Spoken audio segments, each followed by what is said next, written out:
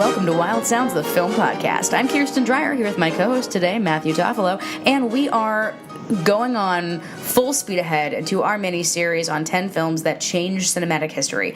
And today, yeah, that's right, folks, we're doing 2001: A Space Odyssey.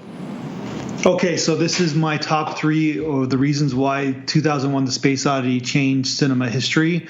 Number one, I got to put this on the number one list because I think that it's the most influential film for future filmmakers and film talent. I think that there's so much of this movie, just watching it even recently, there's so much in this film in future films from future filmmakers, and it elevated sci-fi to the mainstream, and it brought out all these sci-fi movies, all these sci-fi TV shows that we're doing today. So it's a pioneer of visual effects as well. It, like, not just filmmakers, but filmmakers who work in visual effects.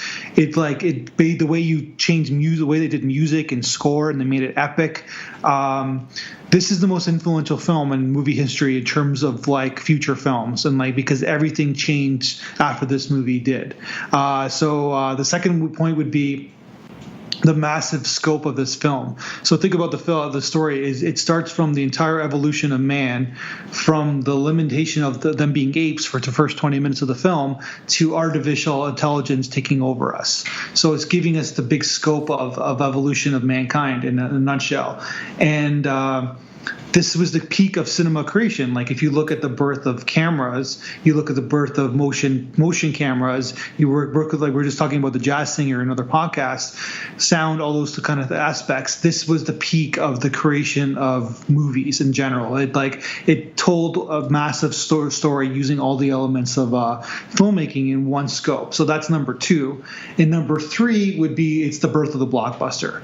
So movies before would be kind of like they would do slow build to it, like just even like this podcast where I say to you, we're going to do slow build, or like we're going to tease it, not going to throw it. Now they just basically show a movie and they put in 4,000 screens and they either make money or don't make money. But the intention of making a movie, and not that it wasn't then, but it's even more so now with advertising and with all the corporations, is to make money. It's capitalism in a nutshell. It's about making as much money as you possibly can. In this movie, in its way, it was the birth of that blockbuster, and it started the wave, of course, of Jaws that came out 5 years later, then Star Wars, and then everything kind of blew up in the 80s. So that's sort of my top three reason why this movie is the most important movie in cinema history.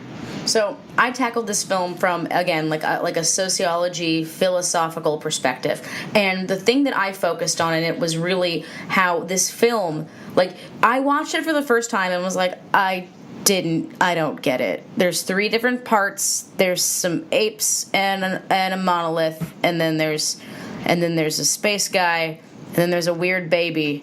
And I was like, I don't get it. This has gone way over my head. And I had to watch it a couple times, and I had to really take like an academic look before it started to open up to me, and like all the puzzle pieces got together about why this film is absolutely freaking brilliant.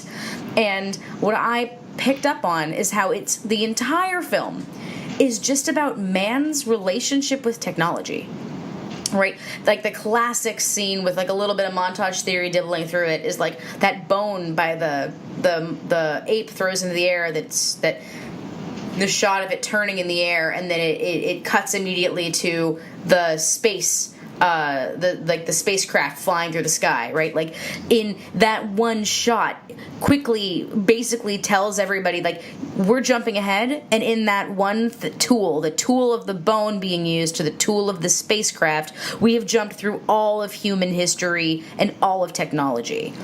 And like there's like this monolith, whatever it is here, has like helped shape our ability to use tools and our ability to interact with technology. And also, I don't know if you picked this up, but like I'm sure film critics and theorists have tackled it many, many times.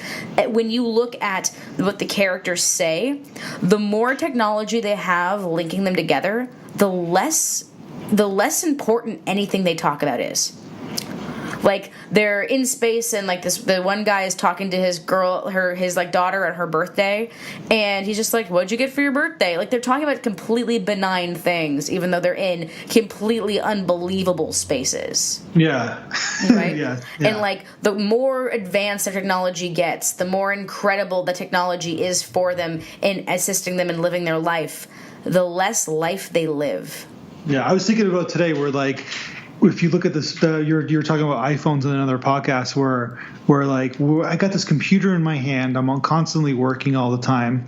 And we, for some reason, like I'm me included, we have a aspect of complaining about things all the time about like, oh no, my internet's not working properly, or there's something going on with my dishwasher today because I don't want to wash my dishes, so I have to like fix my dishwasher. You know what I mean? Like it's just like, but this is the time that we live in, and you're right. This is like you nailed it. Where it's like this is what these people are talking about in space. They're talking about these aspects because that's so real. It's so true to what he kind of perceived, like imagined this kind of future, and he was right on in many ways. Right? Where I'm like more of an idealist and more of an optimist. Like I don't think that artificial intelligence is going to take over us, but maybe I'm wrong. But that's sort of the way to go, right? Like this has been done 1,000 times in movies where the artificial intelligence is going to take over humans eventually. But this is kind of the birth of that. But I don't think it's going to happen. But maybe I'm wrong. I don't know if there were films that came out before 2001: A Space Odyssey that like took a look at this theme. There was books, but there's not movies. Yeah, but certainly this movie like sparked a theme, like as technology gets more advanced, humanity kind of just stops pushing forward. The technology pushes forward, but humanity kind of just hacks onto the ride, right? Like you see it in the movie WALL-E, which is a fantastic movie, and they really like put that home. That is, the humans are on their spaceship, the lazier and less human they really become. They become more like, gelatinous blobs of leisure and luxury, which isn't quite what Space Odyssey is doing, but you see that like the more they have the ability to talk and communicate, the less they have to say. Like, well, if you think about this movie is 142 minutes long, and there's only 20 minutes of dialogue in the movie. Mm-hmm. Like, it's an incredible movie for cinema spacescapes. And, like, the visuals are interesting. Like, the whole world they're in is designed for them constantly. And then that last scene, it's interesting. I was watching a critique on this film, and they're talking about how shot for shot they film our main character, and then they have a shot of what his gaze would look at, and then from there they have a shot of where his next gaze would look at, and then in the very last couple of frames it looks like he's walking toward the bed, and he's an old man, he's rapidly aging, and then the last shot is the monolith, and you're like, oh wow, how did that get there? And it's unclear if he becomes the monolith, or if the monolith represents death, or the transition from humanity to totally technology.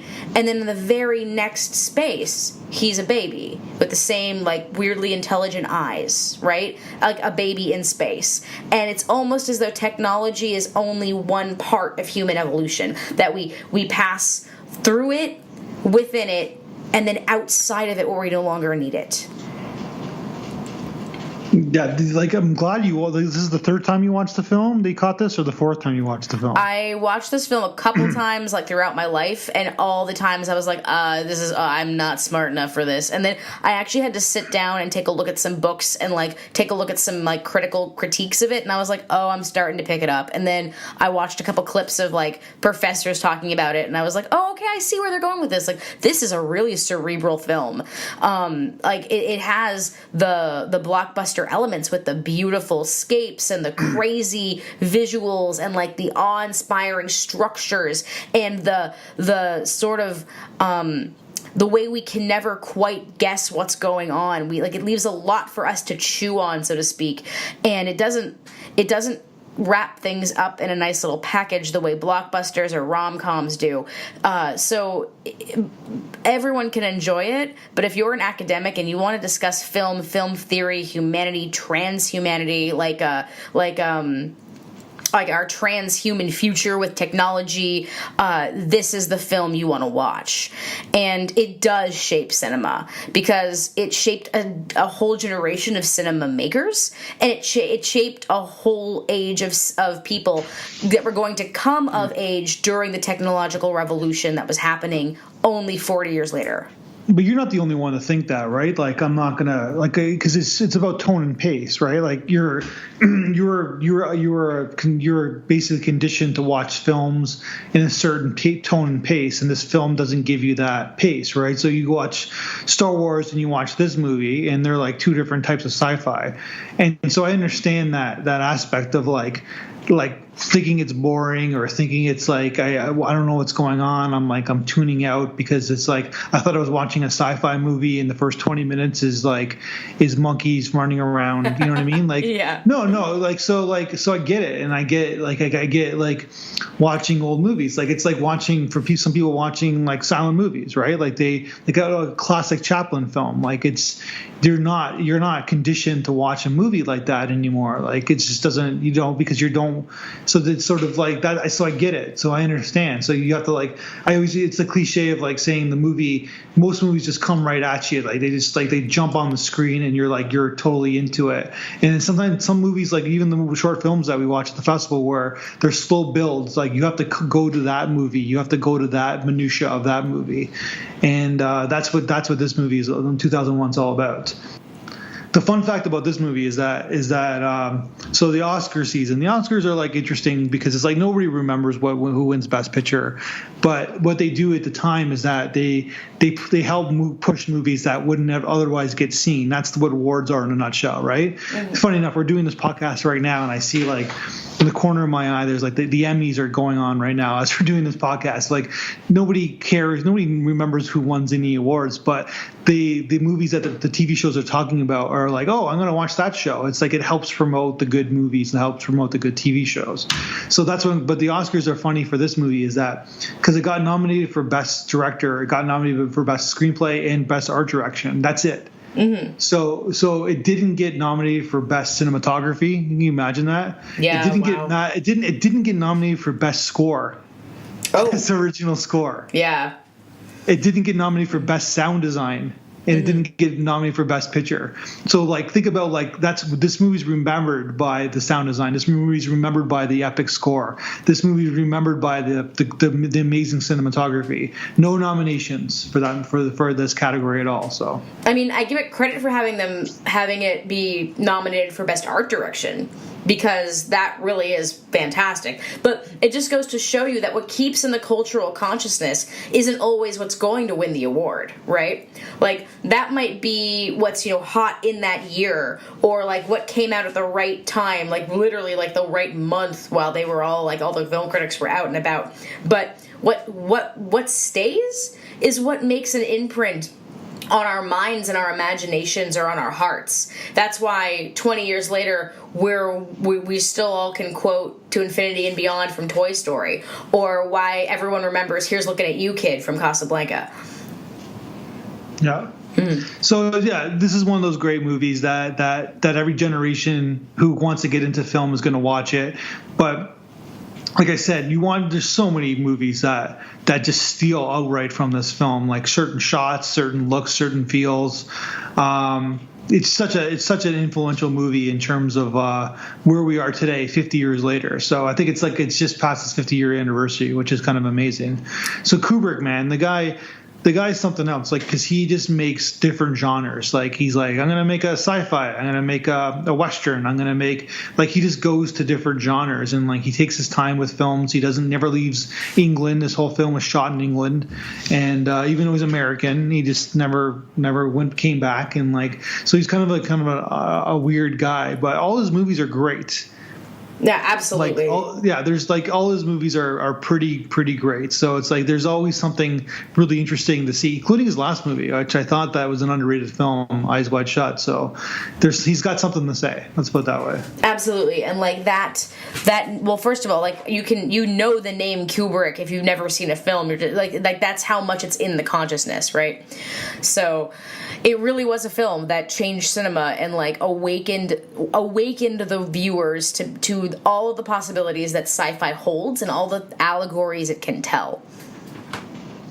Yeah. You got anything else on 2001? I got nothing, man. Just everybody should watch the movie, I guess. Yeah, I mean, we could talk for hours and hours about this film, but we're trying to keep it a palatable length. Maybe we'll come back to it. If you viewers have a lot to say and you want to hear us talk more about it, hit us up and let us know. And on that note, if you want to get in touch with us, you can find Matthew on Twitter at Matthew Toffolo, that's Toffolo, or you can find me on Twitter at Kierstonator, KierstonAtor. You can write us at podcast@wildsoundpodcast.com, and you can always find us on Facebook, Instagram, and regular Twitter at WildSoundPod. You got anything else on 2001: A Space Odyssey? To infinity and beyond, I guess. Awesome. All right. Well, that's what we got for this one today, folks. What's next?